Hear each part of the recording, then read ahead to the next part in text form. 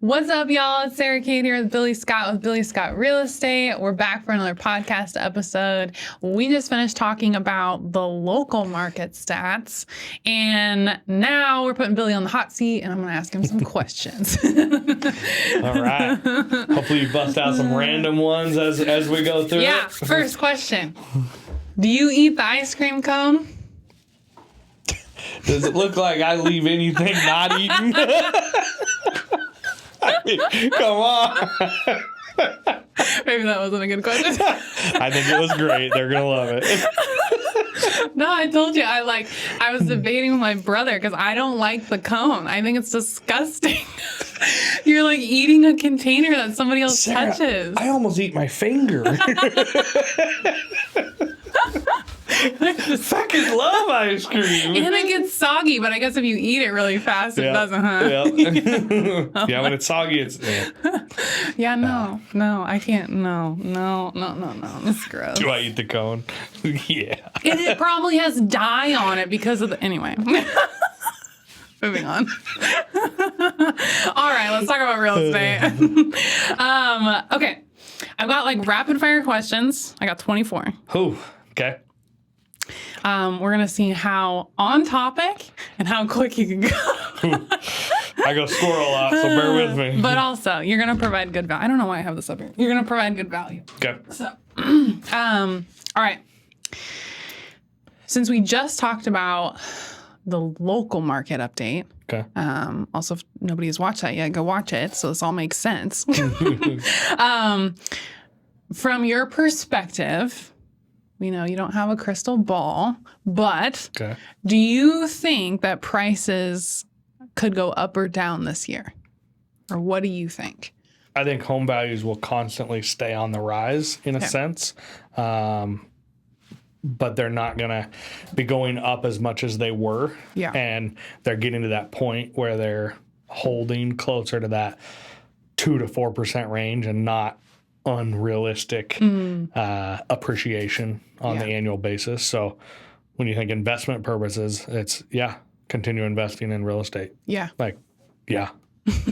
You may not have as big of gains as what you may have had in the last few years. Right. But for continued growth and investment opportunities, it's a no-brainer. Yeah. Just buy in and hang tight. Yep. Yeah. What's the thing we've talked about before? Why does 70% of the income and people's wealth come from real estate? Yeah. If that's not a strong enough number, like, invest in it. It works. So much. Yeah. Yeah. How is the current economy affecting our local real estate market based on stats that we've looked at?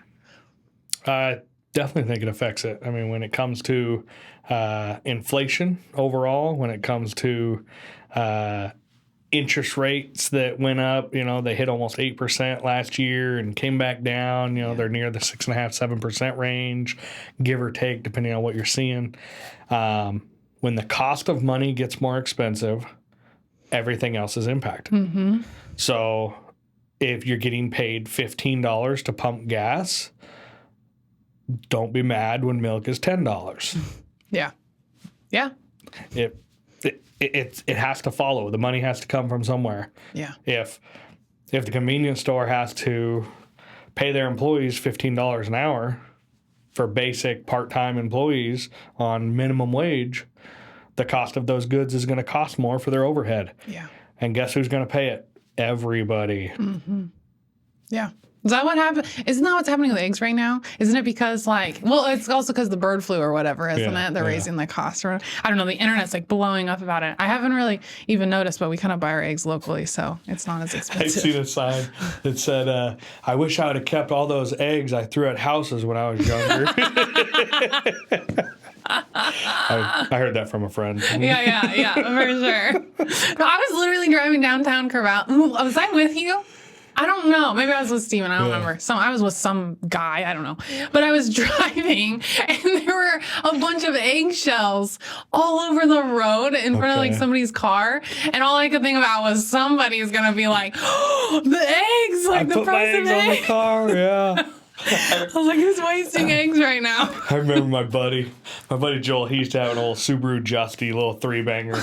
And we went out on a Saturday night and we bought a couple cases of eggs and we threw them at street signs as you drive by on the highway. Gosh, you're admitting this? So there's worse crimes out there to admit. Oh my. So, but literally the next day, his dad comes out and he goes, "Hey, you got a bunch of like egg chunks on the side of your car. What's that from?" I don't know. Like, And he was just like, when you look at it, all as you drive by and you plaster a sign, it just hits the side of the car. It's like, yeah, we weren't fooling anybody. That's crazy. You couldn't pay me enough money to eggs. I can't. No. It was just signs. The worst thing I ever did was with my older brother, and we hit pine cones over the trees with badminton rackets on my grandpa's roof. Filled the gutters. My dad was so mad. And then my grandpa thought there was something in the attic. Oh, no. He thought there was like a squirrel or something up there. So then No, my dad, it caused my dad a whole bunch of work. So it didn't even like mess with my grandpa. It's just my dad was pissed. And then my older brother broke the badminton rackets and hit him in the garage. Yeah. And when we moved like 2 years later, my mom was so mad. Sarah, So that's about it for me. our upbringing crimes are a little different. Yeah, that was my bad girl era, I guess. That's the equivalent. I don't even know what to say to that. Gosh, I shouldn't be bringing this up again. My parents have moved on. Now they're going to bring it up again when I see them. Anyway, okay, sorry. Okay, what about what are some of the biggest trends that you're seeing in the housing market right now? Trends. Yeah. Oh, Just locally. everybody wants small acreage rural property. Yeah, I do. It's like, I feel after COVID, when everybody had to work from home and everybody had to get close to one another, they realized the value of spending family time and having an open floor plan and having an entertainment area for friends and family to come. When the world got shut down, people's priorities started going a little different, going, do we have a backyard that's a hardscaped backyard, low maintenance, something that we're proud of? If we're going to spend 7 days a week at home and this is where we work, let's make it something that we're proud of. Yeah. And a lot of those hardscape companies, like they were in a boom because there was so much demand for low maintenance, maintenance free. They want, the aesthetics, the pond feature in the back, or, the retaining walls and the stonework, and just make it nice and easy, install turf. You're not mowing the lawn. You just got an entertainment little oasis in your backyard. Yeah. Or we're no longer living in town. We want to move 5-10 minutes out of town. We just want a small acre or two to ourselves and maybe raise a little bit of livestock or whatever it may be. Yeah. A lot of people want that, and there's not enough of those on the market. More are coming on the market, but because the demand is high, what does that do to the asking price? Makes it high. It makes it less affordable. I feel like it's like the crunchy mom era. Have you heard of that? The crunchy mom? The crunchy mom is like the non-toxic sourdough gardening, and I'm not making fun of it. Like, I'm here for it. I love it. Like essential oils, like all of it. It's the crunchy mom era. That's like also fueling a lot of it too, because like, oh yeah, making your own laundry detergent and like all of that. Because I think people are also realizing too, like how toxic a lot of the things we have are. Yeah. And so then they're like, well, I want to get out of town and go homestead, because then I can like make things that are grow fruits and vegetables for my kids that don't have these like pesticides on them or whatever, and like raise my own chickens, and then I don't want to pay for eggs, that kind of thing. Even though technically you are, but anyway, it's just like, it makes sense. Like I mean, that's even where Steven and I are. Like, You put a homegrown chicken egg in a pan next to a store bought. There's no comparison. No. It's just like homegrown beef. Yeah. Whether it's grain finished or grass finished. Like, so I'm a grain finished fan. I like the marbling in it. I like the flavor. but to each their own. But man, like to know where your meat is coming from, where your food is coming from. Yeah. I think that's another thing that, COVID really alerted and made people more aware of. We were so dependent on everywhere else in the world. Yeah. People want to become more independent and self-sufficient. Yeah. So that small acreage, they want to raise their own 2 steers. They want to have their own chickens or a couple hogs to raise and put in the freezer. They're wanting to live that slower paced life and not so much the fast pace. There's always going to be a demand for it. Yeah. But there's not enough small acreage properties that are affordable to do that. Yeah. So that's a big shift. Yeah.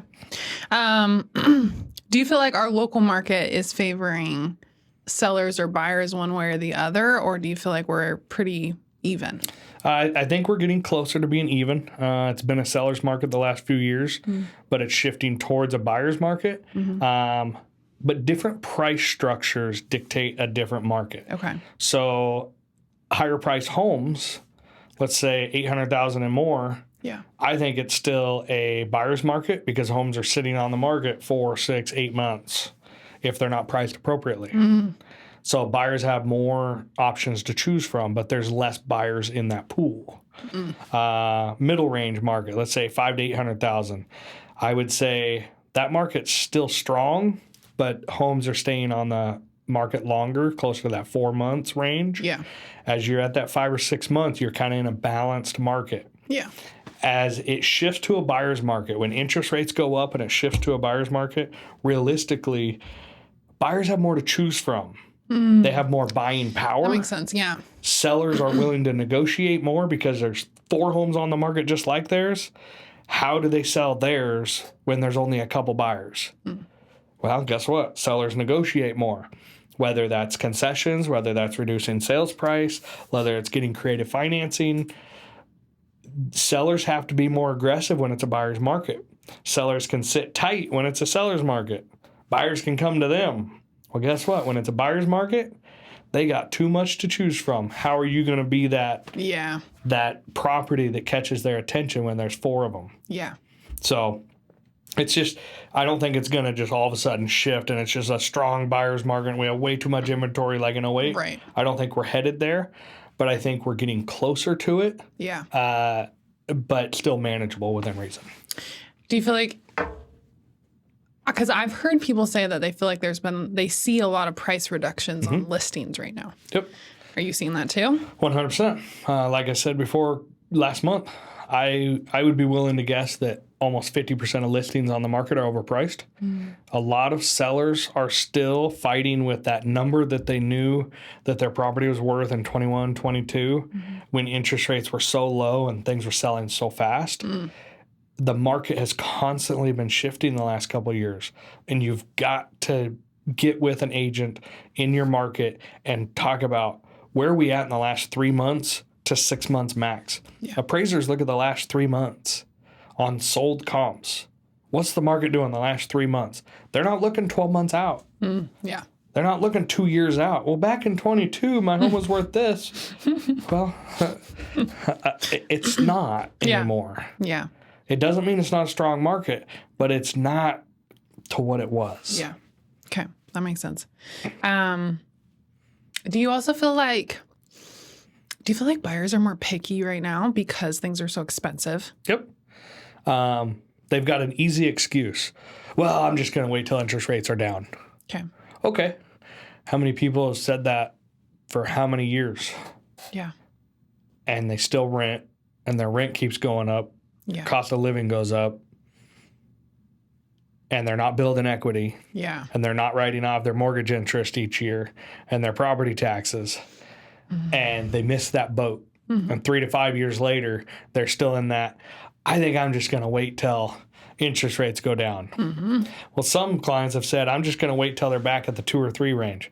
We may never see that again. Yeah. And we don't know. We don't have a crystal ball, but most likely getting in the 5s is going to be awesome. Yeah. Yeah. So, and like you showed on the national market update, like that's like normal. Yeah, yeah, that's above average. Yeah. So I think because it was just a few years ago, it's so fresh in our mind that, well, so-and-so got an interest rate at 2.5% to 3%. Yeah. Yeah, well, the next 12 months, they hit almost 8%. Yeah. And here's where we're at on the national average over like the 50 to 60 year trend, like that 6.5, 7 mark. Yeah. So, nobody knows what it's going to do, but there's a lot of good positive signs that, in the next year, Yeah. we could be seeing it headed in a good direction, but we've got to keep some of the turmoil in the world to a minimum. Yeah. Because it all plays a factor. Yeah. Do you feel like even though interest rates comparing them to like, 80s, 90s, early 2000s, Yeah. right? Like really looking at it like we did, they're really not that high. Mm-hmm. Do you feel like though for a lot of buyers, because prices of things are so high, that the interest rates also like it's affecting affordability for buyers as well? Yeah. Well, and I think it used to be like 2 to 3 years of your income should have been the recommended price that you pay for a home. Mm-hmm. So let's say you make $100,000 a year. So it used to be 200 to 300,000 should be what you pay for a home. Gotcha. 2 to 3 years of your annual income Yeah. for your home purchase. Yeah. I feel like that strategy has been thrown out the window, Yeah. and people are buying closer to like 5 to 6 years of their income. Yeah. And there was a reason that was kind of the recommendation. Yeah. And I think that's where people get overextended, even though investing and paying more for a home or property for the long-term investment, typically you're going to win. But I think a lot of sellers are still investing in buying property, and they're still investing in buying toys, and they're still buying liabilities and not assets, and still running up credit cards, and their spending's getting out of line. Yeah. And it's not their spending, it's my mortgage is too high. Right. Okay. That's Yeah, let's your look at story. that. Right, You right. tell it like you want. Yeah. But yeah, the cost of money is more expensive. Yeah. Yeah. Yeah. Does anybody like paying a higher interest rate? No. No. But it all plays a factor in the value of, today's dollar. I've they told me when we bought a third of our monthly income for a payment was like you don't want any higher than Yeah. See? Another yep. a fourth is like amazing, but a Yeah. third is like that's a good point. Don't go any higher than that. Yep. So okay. Why do home prices fluctuate like we saw on the local market stats depending on the county? So like, is it safe to say that Benton County is more expensive to buy in than it is in Linn County? Yep. Why is that? Well, in Benton County, you've got Corvallis Clinic, Good Samaritan Hospital. You've got Oregon State University. You've got extension of LBCC. You've got a lot of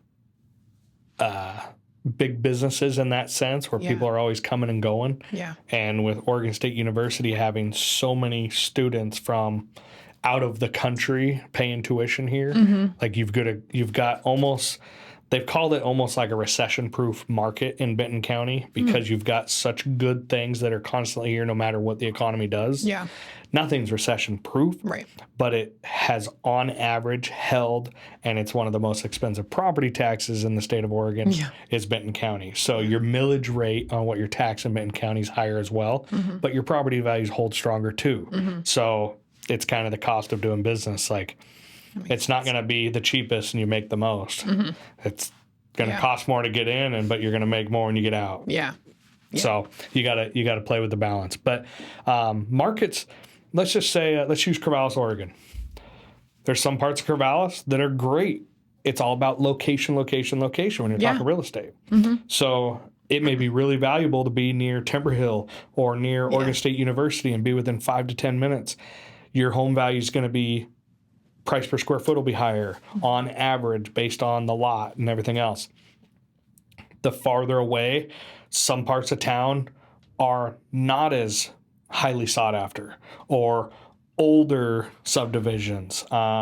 Maybe it's more of a lower income area. So every town has its prime location and lower locations. And so it all depends. So when you see fluctuation, just because it says Benton County, Corvallis, there's the good, the middle, the top, like all of it. There's a lot of factors. So every town and every county has that. So it's not just, oh, well, I crossed the river and my home value drops. Well, not particularly. Yeah. But depending on where your location is, how sought after is your property, how unique is it? Yep. Is it a newer home or an older home? Do you have a lot of deferred maintenance? You could have 2 homes that are 50 years old, but one has a lot of deferred maintenance. Well, guess what? One's going to hold its value a lot more than the next one. Yeah. But also, like the advantage to HOAs is everybody has to have consistent upkeep and maintenance on their lawn, on their sidewalks, on standards, the exterior, the paint colors. Be consistent to hold and uphold property values consistently in the subdivision. Yeah. Now, does anybody want to have Big Brother watching over their back in an HOA? No. Like, it pisses people off. Or you can't choose your paint color unless it's approved. Like, simmer down, Bob. Like, yeah. But it makes sense, though. Yeah. And as well. Like, it really does help the quality of the neighborhood and holding up the value as well. Because, like, there are people that just, they don't see it the same way. Yeah. And that's okay. Yep. But it affects your neighbor, right? Yep. Like, I mean, that's the weird thing about Lebanon, like where we live. You have, like, even on our street, we have really nice houses, nice places. And then you'll have, like, not as nice places. And it's like older homes kind of torn apart. Like, and so it just kind of messes with the value of, our home because of our neighborhood. Like, it definitely affects it. Yep. Yeah. And it all plays a factor. Like, you're increasing their price. Yeah. And you could also be decreasing their price depending on how well you keep up your home. And, is it a neighborhood where a family of, 2 or 3 kids comes and says, oh, my God, I want to buy this as my first time home. And I want to be here 5 to 10 years. Yeah. Is this where I want to raise my kids? Well, if you've got a sketchy neighborhood, your overall average home value is going to be less. And that's just the way it goes. That's the way it is. Yep. So it all depends. Like, being neighborly and just looking out for upkeeping your own property, you're only in control of what you can do on your property, and the rest will play its course. Yeah. So for people like looking at wanting to sell in our local Benton, Lynn County areas, how? This is always what people want to. I feel like people ask, like, how do we sell our house quickly? Yeah. Looking at the stats, looking at the market right now, what are you advising potential sellers of how to sell your home quickly, but not give it away? Yeah, great question. I've been to a couple trainings and they've used this analogy, so I'm gonna talk about it and then I'll summarize it. You can always overprice a home. You will never be able to underprice a home if it's marketed appropriately. And see, people would go, well, how? Yeah. Like, okay, I'm going to try to sell your home for $700,000. Okay.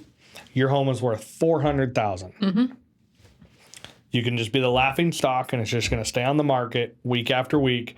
You're not going to get showings. People are going to call your agent and be like, you're an idiot. just saying. Why would you even, what are you even trying to get here? Oh, my seller wants 700 and this is where we're at. So here I sit twiddling my thumb, trying to market the property when there's nothing that says this home is worth this. That's the worst.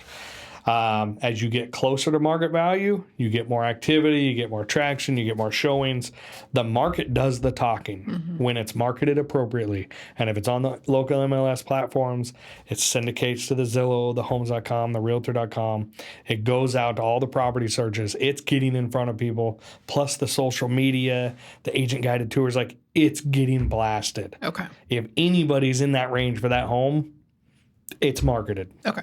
But how do I take that same $400,000 house that was listed for $700,000?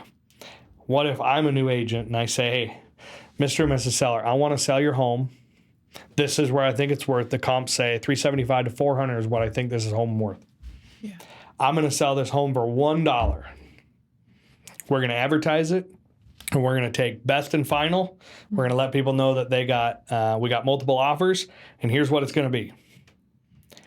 It is amazing how you've got to allow the amount of days to be able to do it, like 5 to 7 days, to make sure it's not just 24 hours. You got to allow the time for the syndication, for the open house throughout the weekend to get that exposure, Yeah. to get offers wrote up. Let's say it goes live on a Wednesday and it closes on the following Wednesday.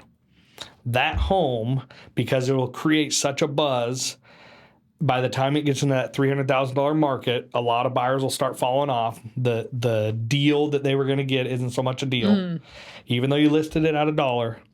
And eventually those numbers are going to be at that 350, 375, 400 range. And that the buzz, the emotional attachment to it, Yeah. it could then drive up past that $400 mark based on the demand and based on how much buzz you created. And it'll be back in that $400 range or $400,000 range because people know where the market is. People know where the homes are valued in a ballpark range. Yeah. There's so much information at our fingertips on these cell phones. It's wild. You can get right within that range. Yeah. And you'll never be allowed to sell that home for $1. If it's marketed properly, it will drive right back up near or at or exceed market value as a test. So it was kind of a cool analogy and strategy that was used where it's like, you're right. But you can sit and overprice a home all day long and sit and waste your time. Yeah. But if you underprice it, but allow the time and the exposure, Yeah. it's going to sell at or near market value. People are going to tell you where market value is. It's in the eyes of the beholder of the buyer. Gotcha. And if you allow that time, it'll usually get right there. So That makes sense. So basically, don't overprice your home. So I guess to answer your question, Yeah. how do you get it sold quickly? You want to price it at 90 to 100% of market value. So on that $400,000 home. So you're looking at 360 to 400 is kind of that $40,000 range is a 10% fluctuation. So you may want to price that home at 375,000, even though you know, like, most likely we're probably going to be around 400. Price it at 375, create that buzz, create the exposure, get the event going. And within 5 to 7 days, you should have multiple offers. If you've got the right buyer pool and it's a sought after home and you've priced it right, and you could be at that $375,000 to $400,000 range. Yeah. When you do that, it gets that fresh on the market buzz, that impulse, that, oh my gosh, like, because people will spend an extra $10,000 or $20,000 on a home that they're just like, oh my gosh, I want it. I need it. Well, a lot of times, $10,000 more on your loan is give or take $70, $80 a month. So when you think about that, if I'm in a bid war at 380 and all of a sudden somebody says 390 and I go, man, I gotta be at 400. Okay, I think the home's gonna appraise out. I think it'll be at 400. Let's go 400. You just raised your number 20 grand, which is equivalent to $160 Yeah. on your monthly payment. Yeah. Okay, that doesn't sting as bad as, do I need to bring $20,000 more cash to the table? Yeah. No, you just need to get a little bigger loan. And your money can go farther. And if you're buying where you're like, no, I'm waiting for interest rates to drop, you can buy on a higher rate, suck it up and make the payment and try to save your money. And then when you go to refinance, boom, refinance out of it. You can't change your price. You've got more negotiation with a seller during a tougher market to lower your price and get concessions than you do during a good market. So get your price where you feel comfortable at it on a higher rate. You can then refinance out of that rate in the next year or 2, 3 years, depending on what happens with the market. But you've got to be able to make that payment and ride that out. Yeah. You can change your rate. You can't change your price. So people that paid 30, 40, 50,000 above asking a few years ago, I had to have that home. Let's say life changes. That was their forever home. They paid $650 for a $600,000 home. Well, guess what? Life changes. We're 4 years later. That home may be worth $575. Yeah. Well, maybe they still owe $625. So to sell that home, Yeah. they need to come up with a $50,000 difference Yeah. to pay off the mortgage and walk away. Yeah. That's a good point because people who bought it was a higher price, but interest rates were low. Yep. But now, if they're wanting to sell, You may not have offset that amount of equity because you may Yes. have been above your equity value. yeah, And if you're not there long enough, you're not paying enough because you're paying more interest than you are principal for your first 5 to 10 years. yeah, So a lot of your payments go into interest. yep. So if you're not paying Yeah, that, mine is. No. yeah, if I could give advice, it'd be pay a 13th payment a year. And what we do is we just add on above our payment. We take what our payment is, divide it by 12, and add that amount on to our monthly payment. Yeah, So if hypothetically, if our payment is $3,000, we're going to pay $3,300 or $3,250 Yep. a month. So by the 12th payment of the year, you have made a 13th payment, and that 13th payment is all principal. So if you do that for the span of the loan, it usually saves like 7 years yeah, and makes amazing. that 30-year loan a 23-year loan because how much principal you bought down. yeah, Now, you got to be disciplined. You just got to look at your payment as That's this what is it my is. payment amount. It's not, no, next month I'm going to do $250. No. Yeah. Just look at it as this is my monthly mortgage. Yep. Be disciplined. Yeah. It's like when you put into your retirement. Yeah. If you get a raise at work, put that into your retirement. Don't take the raise. yeah, Put that into your retirement or take half of it. Put it into your retirement. It's money you never saw. yeah, Put it into that retirement and let it Yeah. build up. yeah. Because I'm not disciplined enough. Once it's in that account, it's spending money. Buying a new truck. Yeah. Yep. Okay. Should in our market now, I've been hearing that like building and cost of wood and renovating and all of it, it's expensive. Yeah. Should a seller think about renovating before they list? Good question. Each does it scenario, depend? each scenario is different. Okay. What is their current value? How strong is the market for the home that they'd be selling? A lot of times they say you do a $30,000 kitchen remodel, you may only get 50% of your kitchen remodel back. So Yeah. landscaping a lot of times is the cheapest, most efficient upgrade to, facelifting. Yeah. Exterior paint, interior paint, like paint goes a long ways and it freshens up a home. So you've got to pick and choose. Is it your want for something you're going to turn around and sell? Or is it what would be appealing in the eyes of the beholder for a future buyer? And it's not how do I attract a niche buyer? How do I attract 2/3 of the buyer pool that comes through here? Yeah. How do you be more appealing to more people in the home you have for sale? That creates the urgency. That creates the buzz. That creates the, oh my gosh, I don't want to miss that home. I got to have it. Yeah. Instead of the, needs a lot of work. Yeah. It's choppy. Or lowball offer. Yeah. We'll find something better. Yep. Yeah. Yeah. So pick and choose your upgrades and talk to your agent. Like have them do a walkthrough and go, these are the top 3 things that I think you can grow value.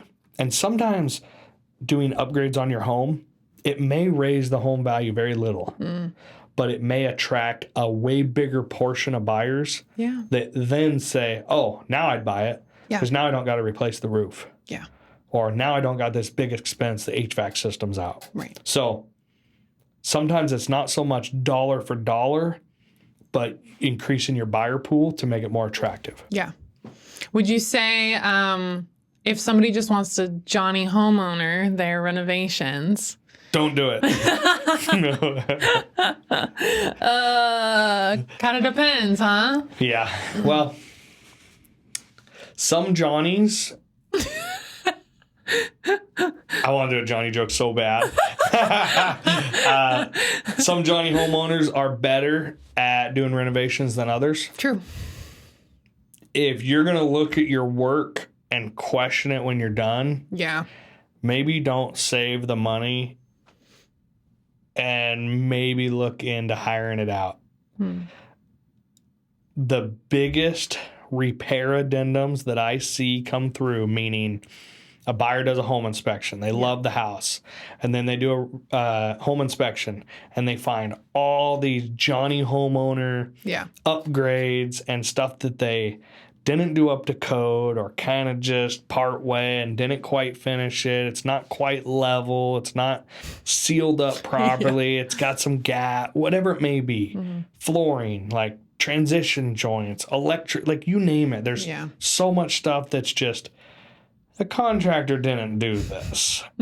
And what happens is they think they're saving money, and that's the number one sore spot that people want to just tear apart and go, hey, this wasn't done up to code, this wasn't done up to code, this wasn't done. We want this much in a reduction in sales price, or we want this much in seller concessions, or we want the seller to pay for this, this, and this. Yeah.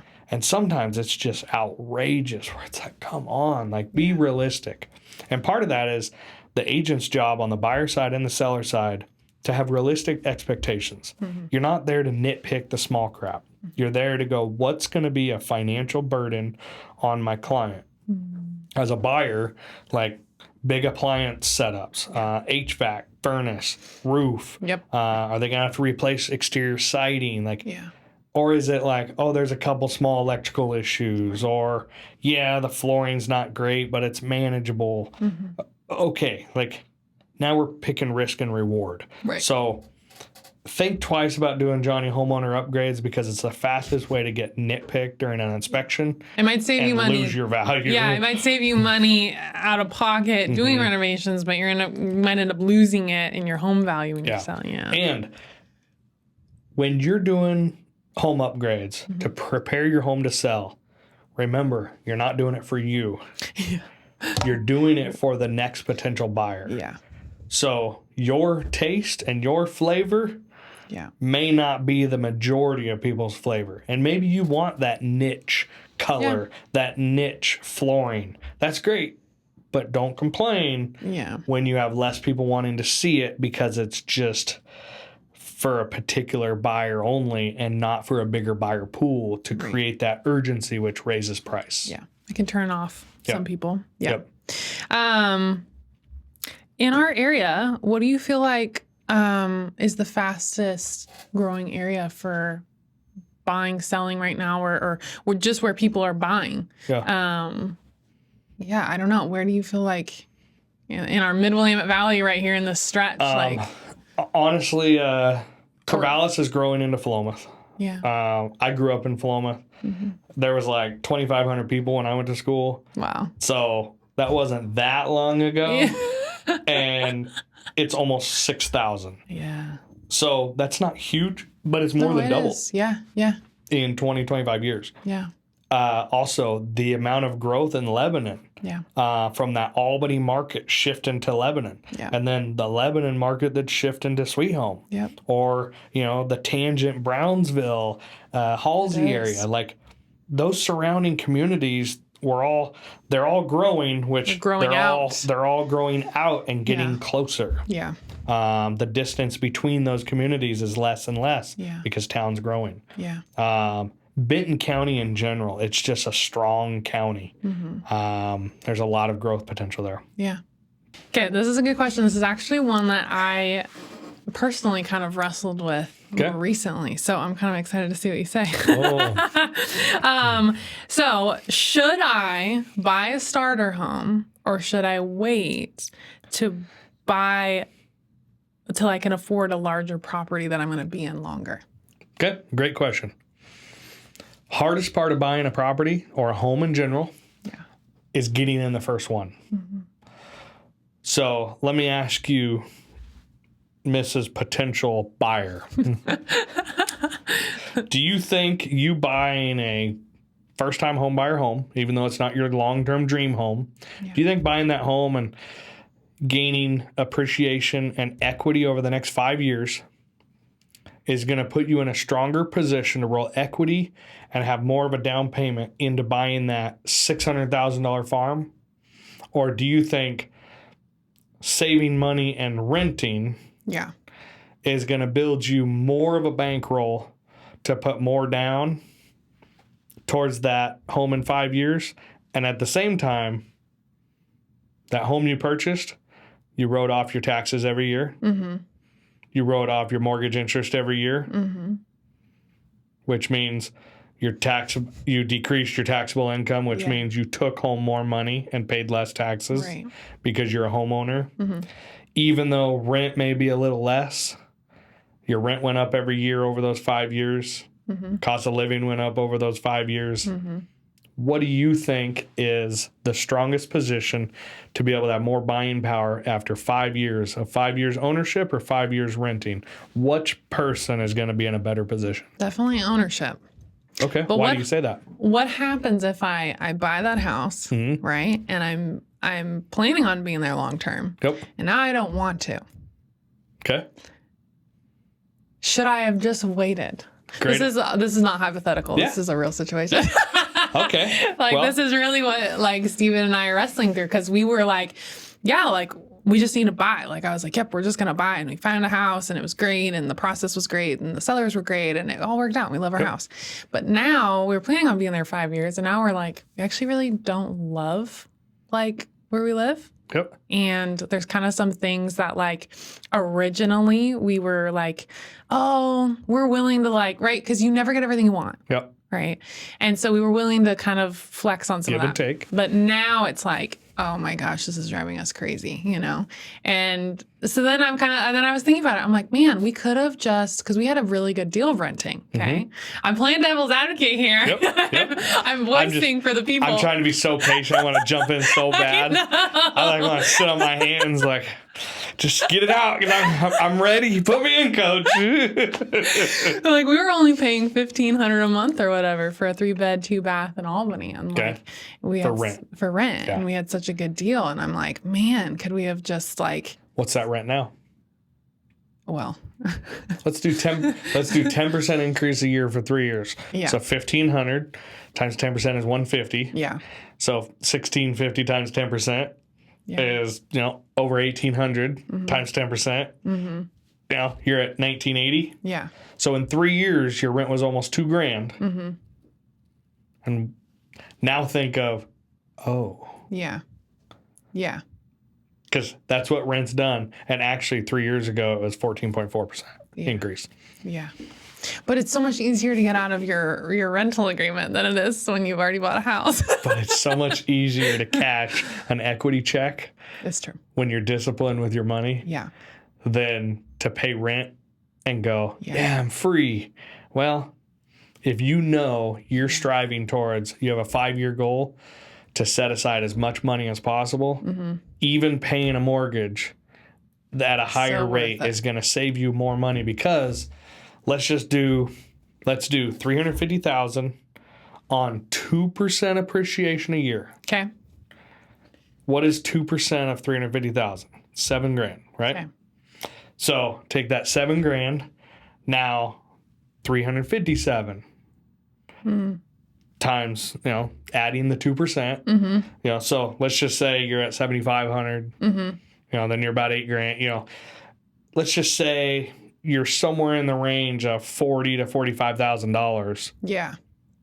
of 2% a year annual appreciation that your home value has went up on average.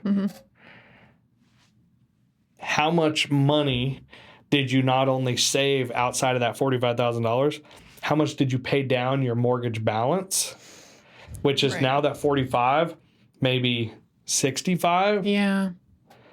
So now that pot of money that you already had equity because you had 3 to 5% down when you bought it, Right.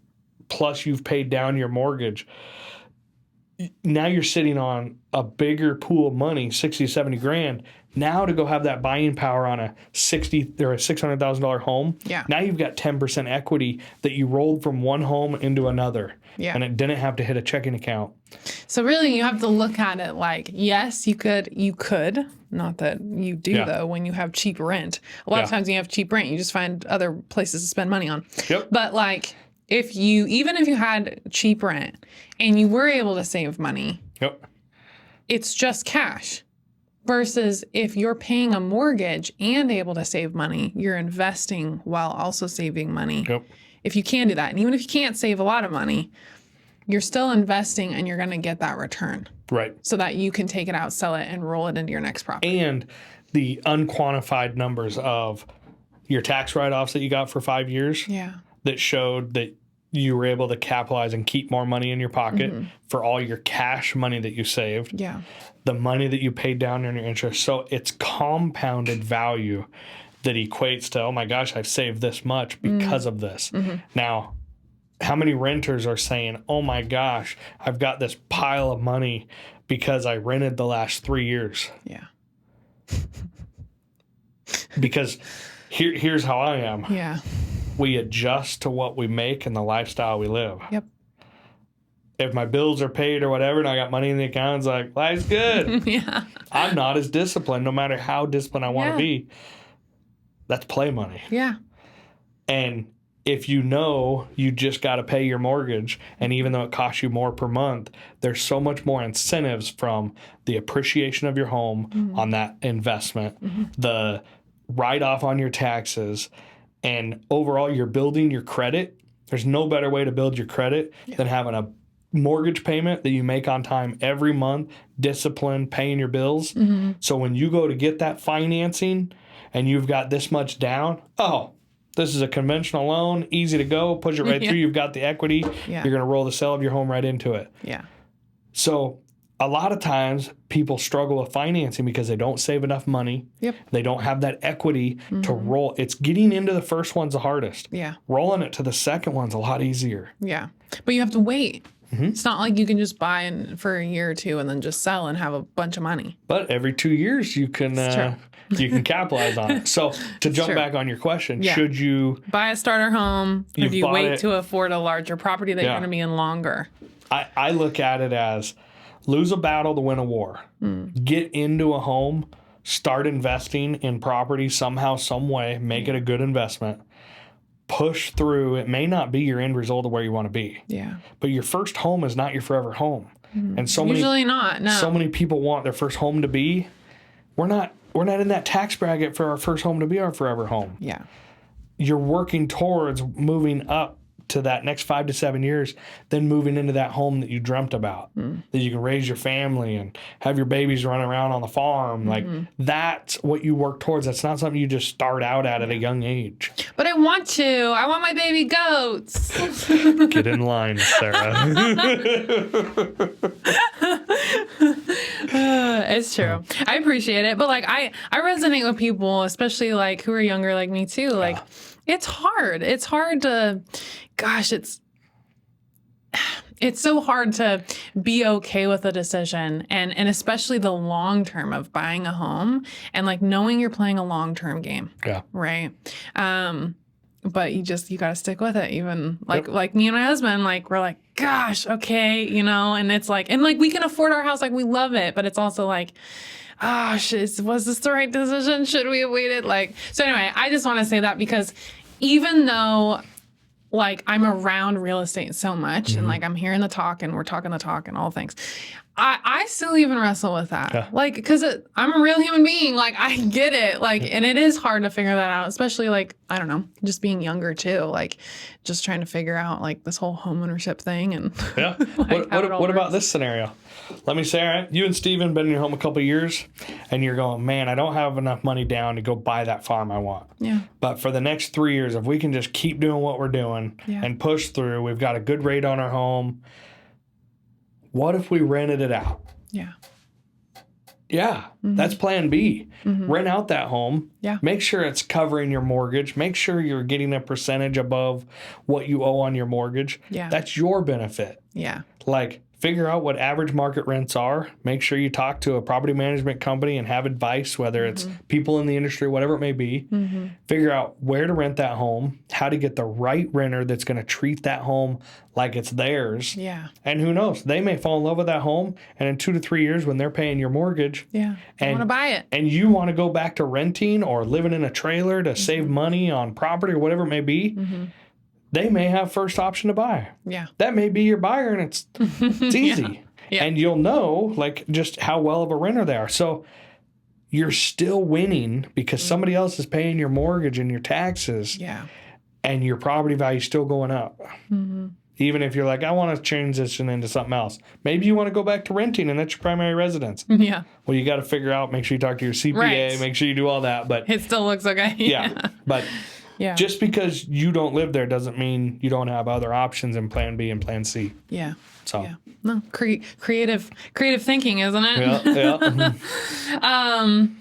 Okay. Well, I kind of like ending on that. Okay. I feel like it's definitely something. There's a generation of us that are wrestling with it, right? And a lot of us that, I'm not in this, but I have so many friends like that have a ton of student loan debt, and it's like how I can't even qualify to get in to buy a home. Yeah.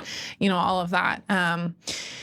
I think it's an important thing to talk about. We're going to talk about buyers in some coming up episodes, and really kind of dig into that and lending. And we got some special guests coming on. I'm really excited about. Yeah. Miss Hubbard. No, it's going to be really good. But I appreciate you letting me ask some questions about, kind of just getting in the nitty gritty and the weeds of it, like things that people really think about, wrestle with, like the things that we talk about with other people that might not give us the best advice. And not saying that everything that you have to say is exactly perfect and right. Like we all have our own opinions on stuff, but you are a licensed agent and you do you pay for a lot of good training that a lot of people don't get to go to. So I appreciate it. Cool. Thank you. You do a great job hosting, and I think people appreciate that. So keep doing what you do. I appreciate you as well. Your wife could attest. It's a lot of work babysitting you. I'm kidding. I love it. I love it. We're gonna have her on the show, but we're gonna have that. We do. That button of beep, beep, beep. She gets a little spicy. Easy. She has to be to put up with you. Love her. Okay. Thanks. All right. See you on the next one. See ya.